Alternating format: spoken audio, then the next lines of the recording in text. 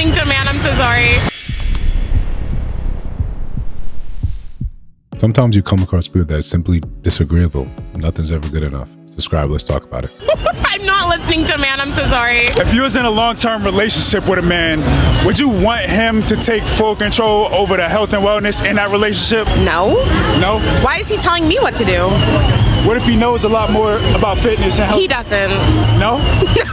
I'm not listening to, man. I'm so sorry. Why not? Because why is he not listening to me? Let's just say if you was in a relationship with me and I wanted to get you in better fitness, would you listen to me? How much money does your company make a year? Like, I think that's the question. Like, if I'm listening to you, like, the paycheck needs to match the advice you're giving me.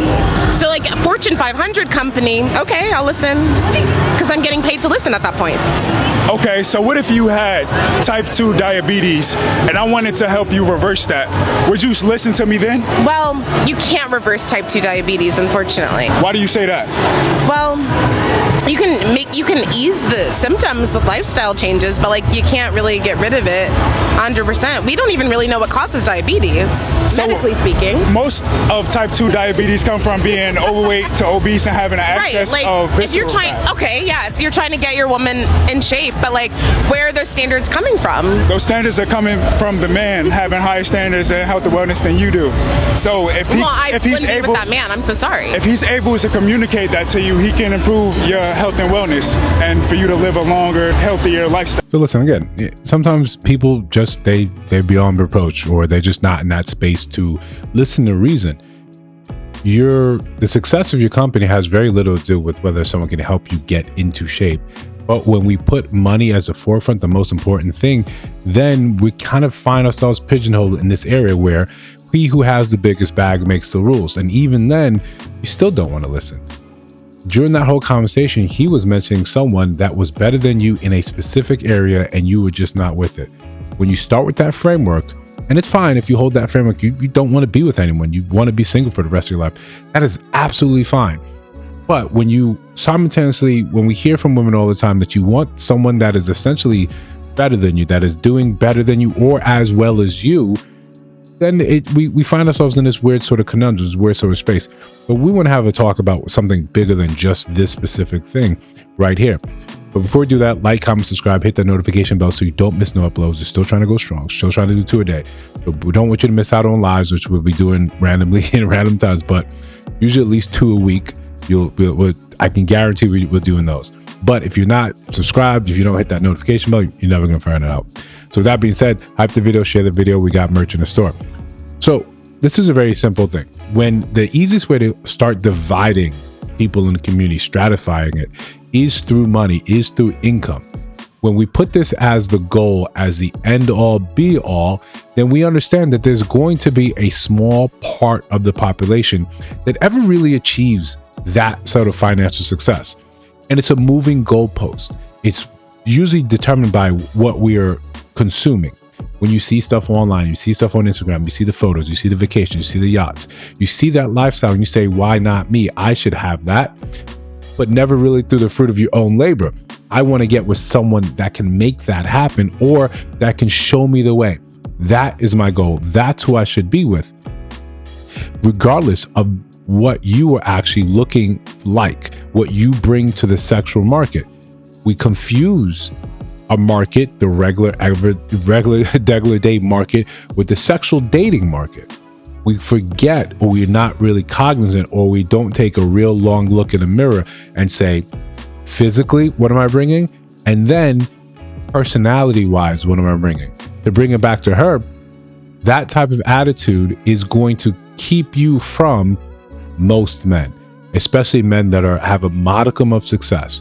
Even if they just meet you, they're going to say what it is about this attitude that I would find appealing.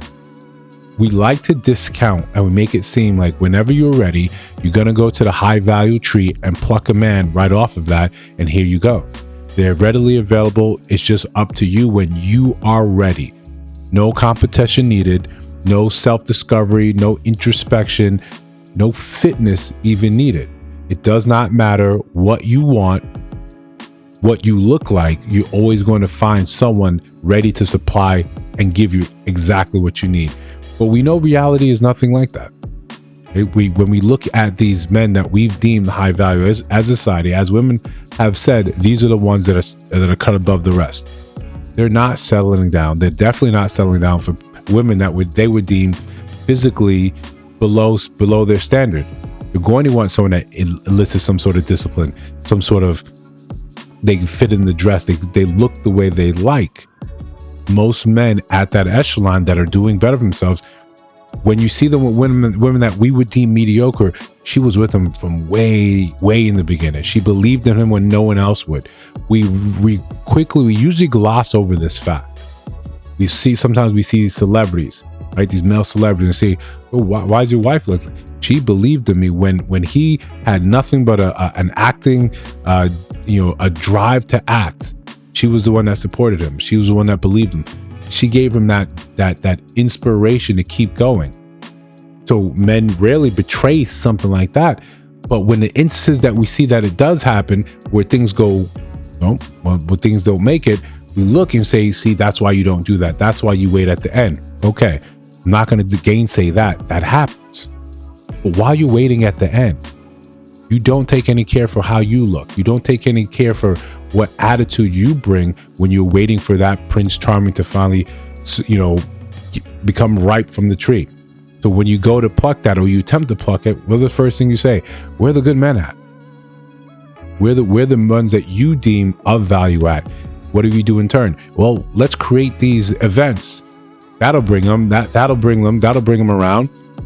And yet they still don't show up. On dating apps, they still don't show up. You have exclusive dating apps. You pay $400-500 to go on some of these apps. You still don't find the men. You still don't find the men checking for you because you never stopped and said what it is that I'm bringing to the sexual market. I look at my degrees. I look at what I want. I want a man that has to be in a Fortune 500. That's where his business is rated. Therefore, that's the only time I dine him good enough to teach me anything. Okay, cool. You'll find that man. If you stumble across that man, you won't know what to do to keep his attention.